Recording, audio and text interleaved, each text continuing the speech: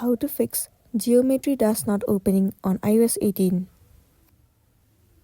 Most of the time, this issue might arise because you are not running the latest version of the app. So in order to check it out, head over to your App Store.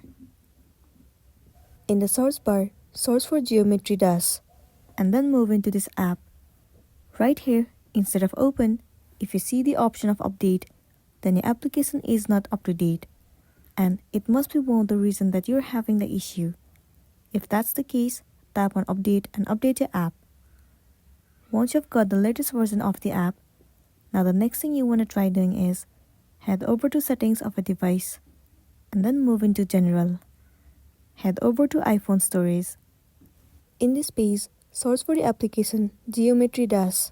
Once you find it, head over to it.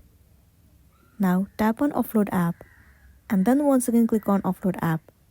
It will clear the cache and the storage of the application and make your application run smoothly. It might also fix the issue that you have been facing. But if you're still having the issue, then you can uninstall the application and then reinstall it. Most of the time, reinstalling the app has fixed the issue.